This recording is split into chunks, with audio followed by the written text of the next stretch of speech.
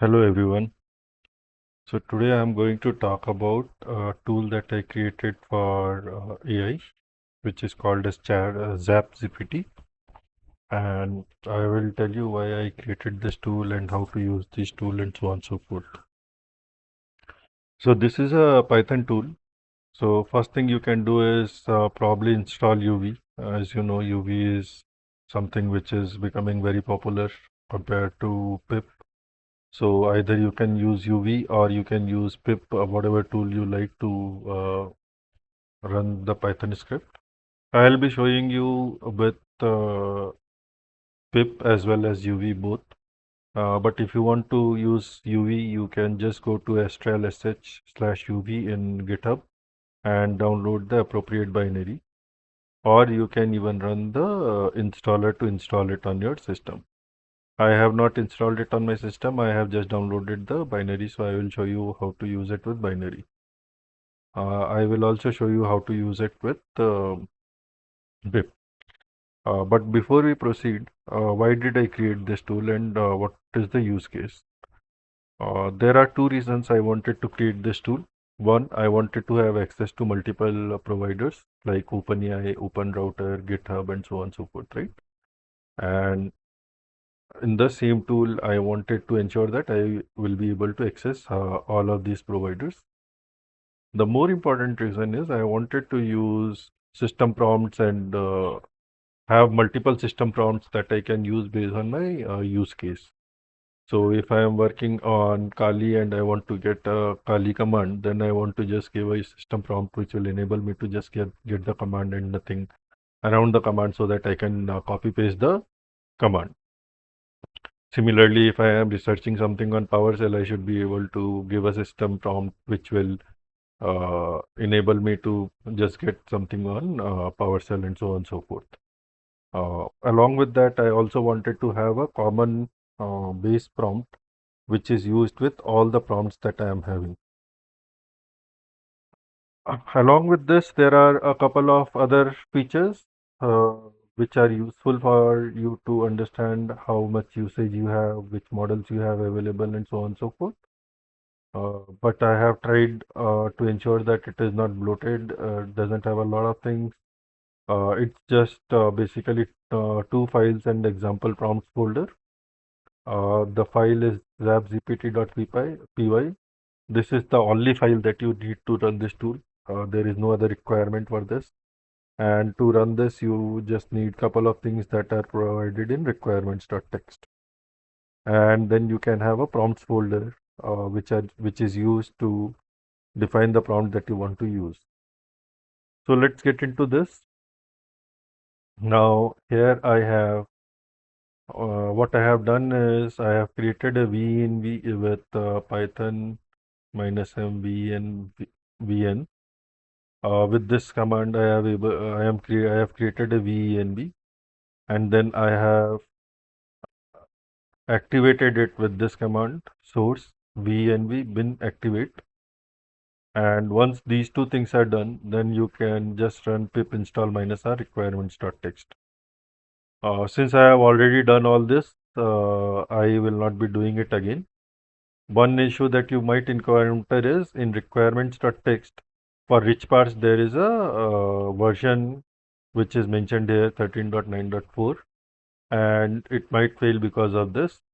So in that case, you just want to remove the equals and the version number from there, and uh, the requirements.txt should be fine to use now. So before we proceed, I will just deactivate this and show you how to run it with UV. So I will just run it. I have downloaded a UV in my downloads folder and extracted it. And what I get is UV. So I can just say UV run zapgpt.py.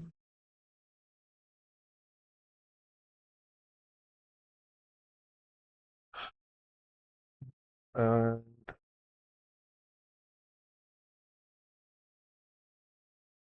I need to again activate my this thing.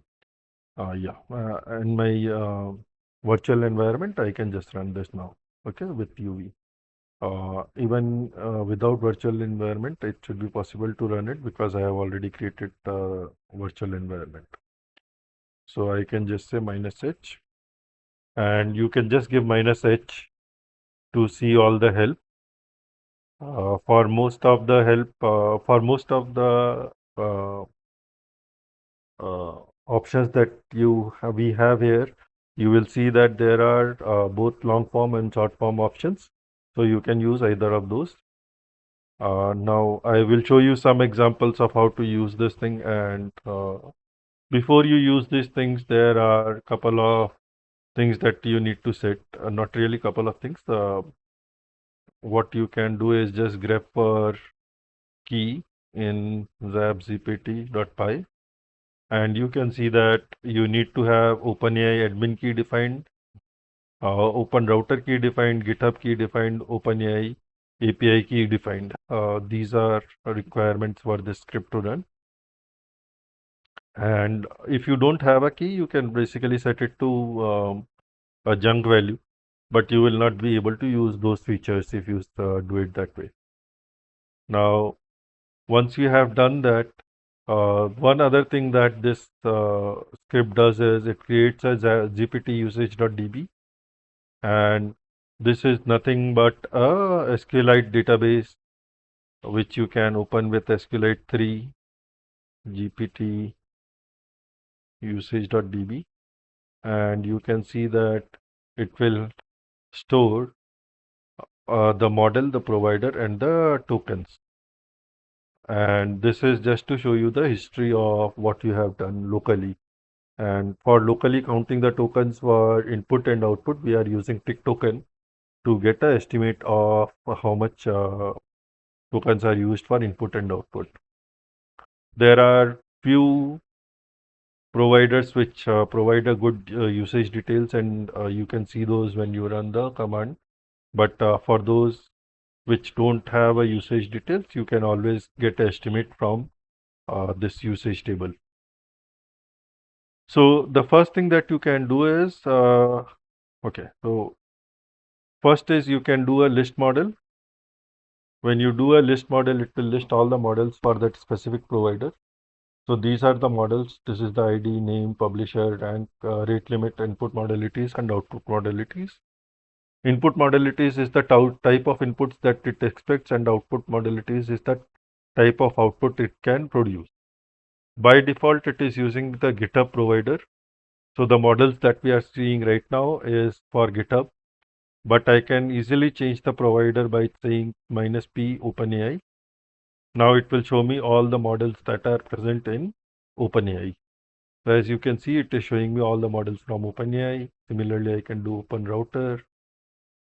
These are the three providers that are currently implemented and completely working. I am using all three of these providers on a daily basis, so these should not have any issues. But you can see Open Router has a lot of providers. Now, the other thing that you can do is, along with list models, is if you are concerned about the pricing.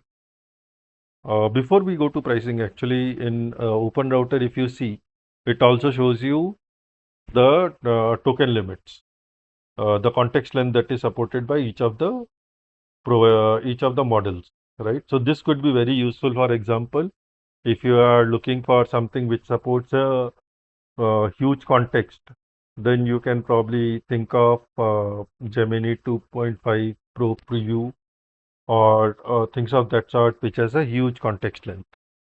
Right now, when you are doing this, you can also do a -fi, and -fi is filter. So I can just say -fi filter for all the OpenAI models. When I do this, it basically is doing a grep.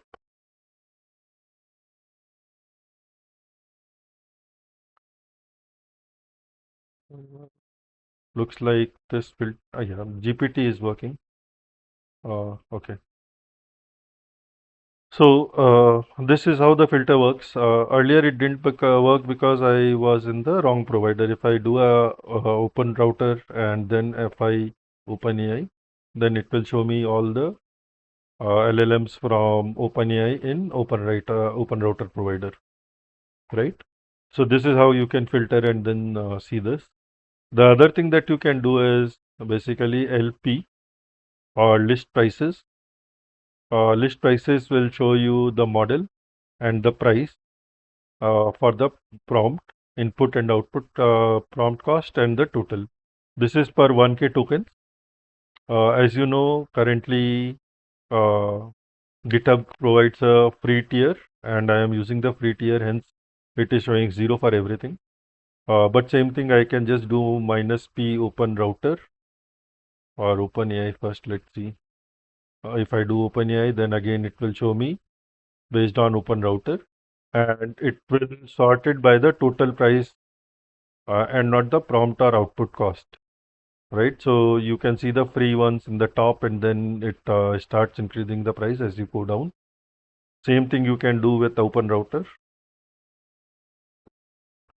In open router, you will see that there are a lot more free LLMs that you can use, and you have a good selection of uh, models that you can use in open router. Now, again, filter again works here, so I can just say minus FI, and let's say I want to select one of the free models.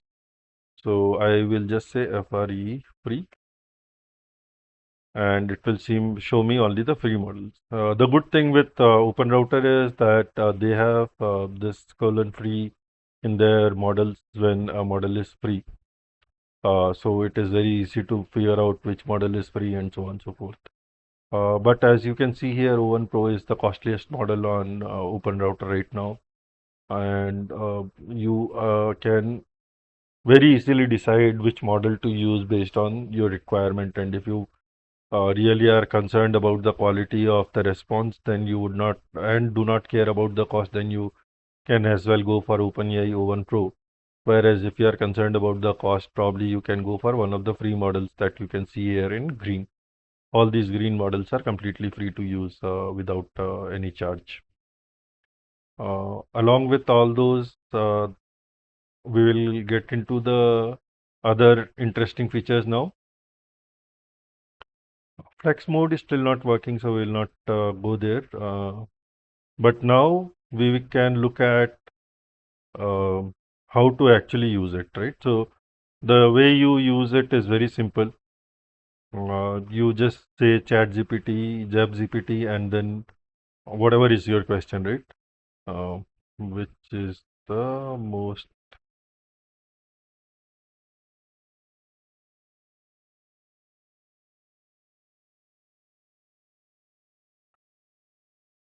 cricket team, let's say. And it will show you what model and provider it is using. Now, for GitHub, you might get this warning once in a while, but you can ignore this. Uh, but it can, as you can see, this is the response that you have got from the LLM. Okay.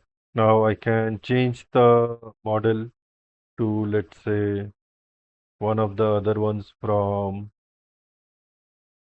GitHub, which is Microsoft providers or GPT provider or any of those, right? This is, yeah, maybe we can use this OpenAI GPT-4i.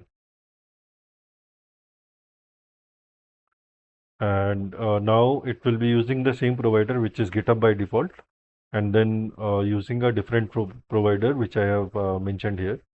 Also, I can change the provider here to whichever provider I like. For example, I can just say Open Router, and now you will see that it is using the Open Router provider.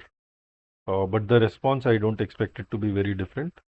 The response is again similar uh, because the model is same, right?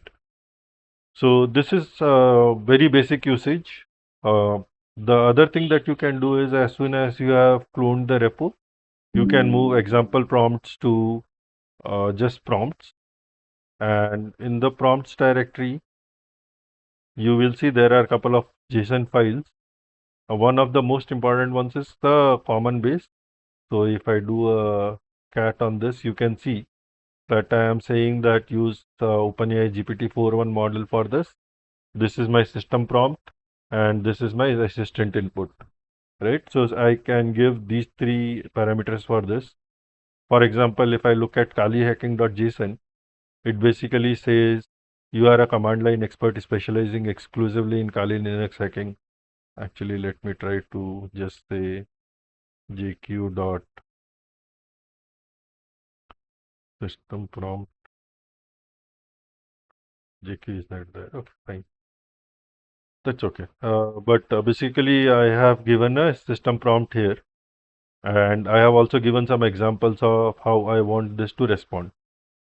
Now, based on this, let's see how to use this prompt, right? So I'll go back and then use this. And for using the prompt, we can say just up and the name of the file. And automatically it will also include the common base as I mentioned, right? So uh, before before this prompt is added, the common base will be added, and then the Kali hacking prompt will be added as a system prompt and assistant prompt. After this, I can mention what I want to do. So I can say I am pen testing, Windows box, and would like to find the open ports.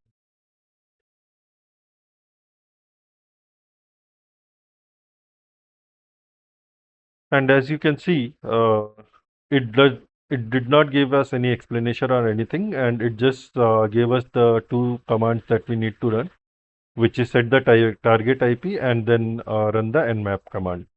And to be more specific, I could also say the IP for my Windows machine is 172.16.1.45. Okay.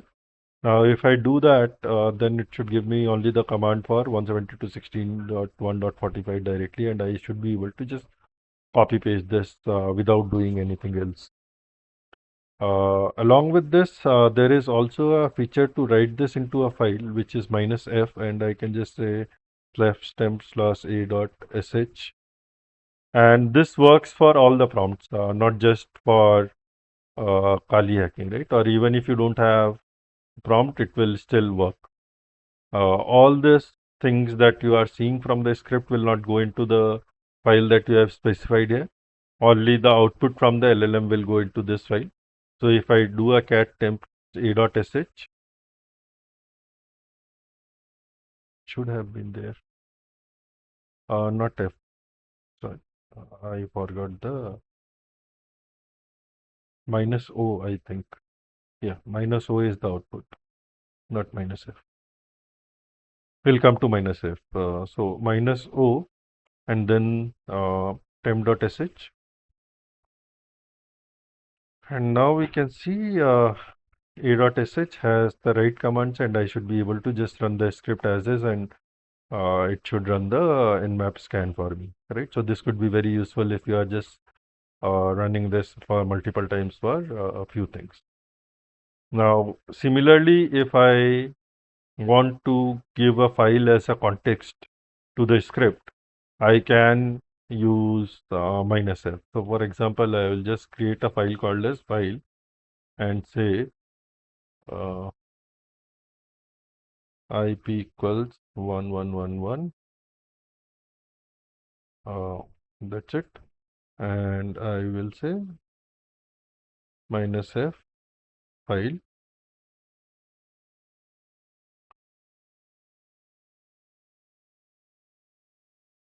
IP is provided in context. Okay. So when I say this, it is basically giving the file as input to the model, which basically means that the model knows that that my IP is 1111, since this is what I have given in my file, and then it will basically give the command to you from that perspective. Not only this, you can also create a uh, image from this. So if you see here, there is a image prompt. So if I give, if I remove everything else here, I will give image prompt, create a image of cat, let's say, right? And then I want to write it out to slash temp a.jpg. This probably will fail because the uh, GitHub provider does not support creating images. So I can say provider is OpenAI, and now it should create that image, and I should have my image in.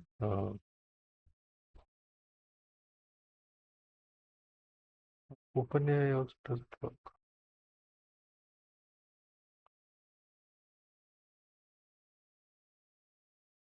Uh, I will have to select a model which works.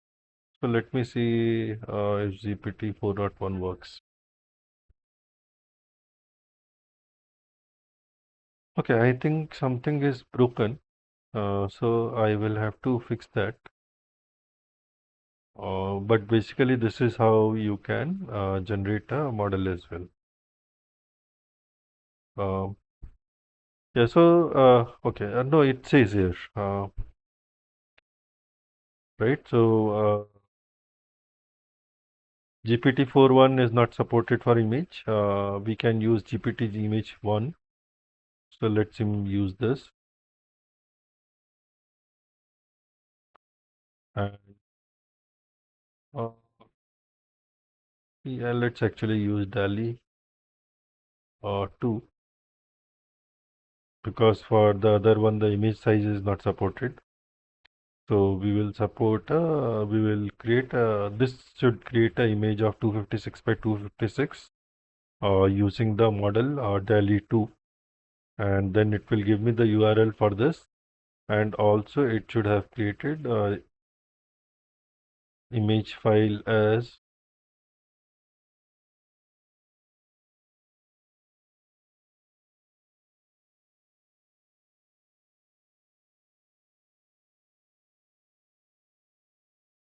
t.png. So I can do xdg dash open slash temp t.png. And we can see the cat image that we had requested OpenAI. But you can also go to this path and it will have the same cat image that we have seen, right? So that's how you can generate image as well. I think I had fixed the image output image file output path, but looks like it is not fixed, so I'll fix that. But that's how it works, right? And then, as I said, it is a local database of what you have been doing. So if you want to do that, you can just see the history, or you can just see the history with minus minus history, and that there's a short form of HI. So I can say HI, and it will show me the history of everything that I have done. Okay, this also I need to fix. There is something missing in my database, but I will fix that immediately. So you, if you try to run this, it should show this to you. Uh, The other thing you can do is, as I said, you can check the usage. You can also see the prompts that you have defined. So I can just say list prompts, and it will show me all the prompts that I have. I can just copy paste from here. So as you can see here, it doesn't show the .json. So it's much easier to see what all prompts you have defined.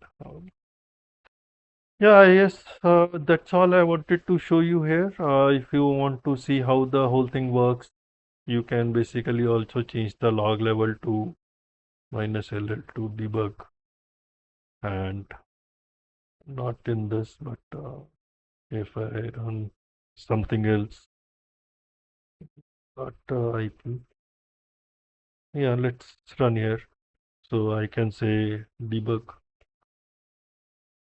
and you can see that it will show you everything that it is trying to do, right? It will show you how the prompt is being created, what model is being used. Now, since we are using GitHub as provider, it actually has to make a um, HTTP request rather than using the OpenAI client directly. And that's why the GitHub is a little bit different here. But if you want to look at the script, go ahead and look at it. I have tried to add as much logging as possible with use of AI. But the whole thing is divided into classes. There is a base class, LLM class, which is the base is a LLM client. This basically defines all the functions that we can use for all the providers.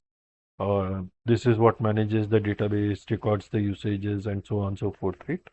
And then the create prompt, build the payload, get headers, get endpoint.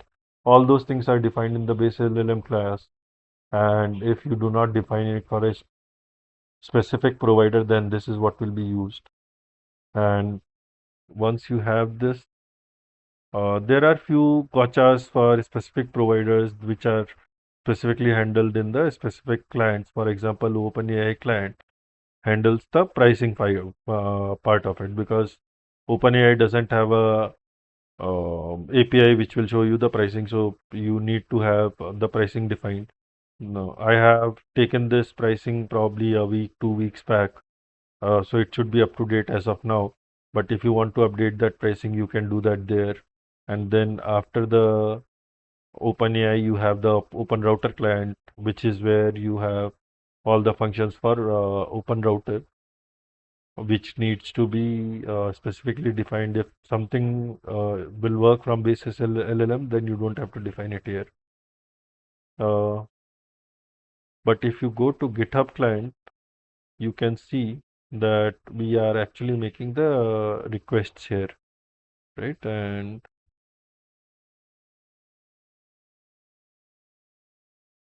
yeah, so send request, we are taking the uh, we are doing a request.post here with get endpoint, and then sending the headers and the params. The params are basically the model, message, temperature, max tokens, and so on and so forth, right? So similarly, in handle message also, we have to specifically handle it because it's a response from a request.post and not a OpenAI. But if you look at OpenAI or OpenRouter, both of them support a OpenAI client directly, and we can use those directly. And then we have a provider map of these. I have not coded for deep infra, replicate, or together. I don't have a API key for them, but I do intend to code them later when I get some more time. Yeah, so that's all I wanted to talk to you about today. Do like the project on GitHub if you like the project. It will be useful for me and motivating for me. Thank you.